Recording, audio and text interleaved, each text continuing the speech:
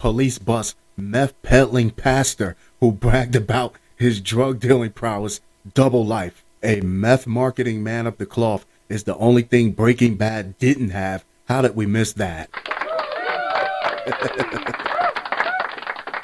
If truth is stranger than fiction, reality has become the new TV. A Seattle area pastor who admitted to leading a double life and bragged about his abilities to sell drugs. I'm a TRAPSTR.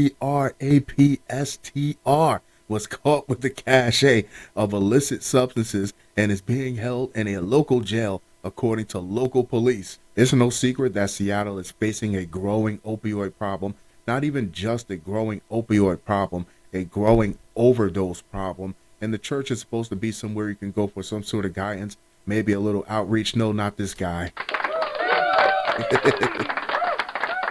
He's taken a different approach to serving his community. Steve Parker bragged about being a good drug dealer. That's an oxymoron. Saying he was good at business. A charging document for the pastor reads, according to Fox 13. Of course, let him tell it. He's doing good business. All he's doing is pumping opioids into an area that's already rampant with opioid addiction. You're not doing anything new, buddy.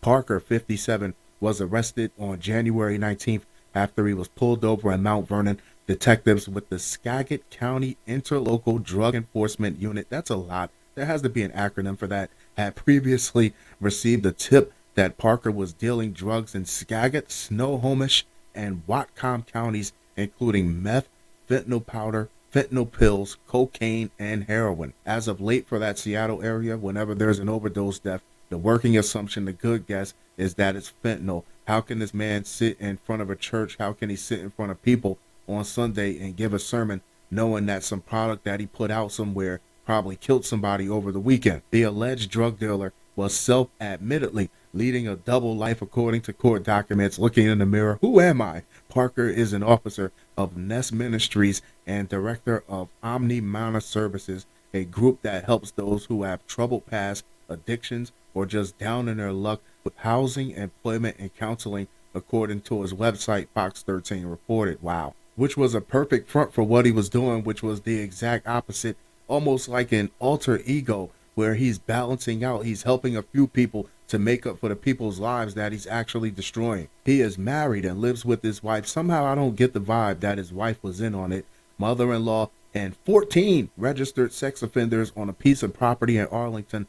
One man living at the home told Fox 13 if it had not been for Parker, he would be living on the streets or at housing for registered sex offenders. It makes me wonder, was this man acting as a man of the cloth when he helped these people, or was he helping these people to create a front for his drug dealing activities? Because remember, one man can't serve two masters, but apparently a pastor can serve enough dope to kill a community.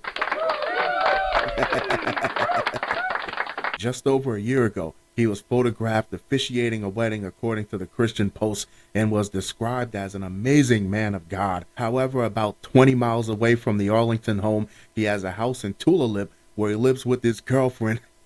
Because why not at this point, right? And allegedly conducts his drug business, Fox 13 reported. Tulalip is located about 40 miles from Seattle. Because if you're going to sell drugs on the side, you might as well have a little bit of side everything, right? I get it, because your wife won't understand, but your girlfriend, you can talk to her about the pressures of drug dealing for hours and hours. Investigators say Parker was expanding his business at the time of his arrest last month and admitted to officials that he was picking up supplies 3 to 4 times a week for the drug operation. Bodies are dropping, business is booming. When he was pulled over on January 19th, officials found 2.7 pounds of meth, more than 2,000 counterfeit pills, fentanyl powder, cocaine, and a loaded handgun, according to Fox 13. Because if you try him out here in these streets, he'll pop you, then he'll pray over you.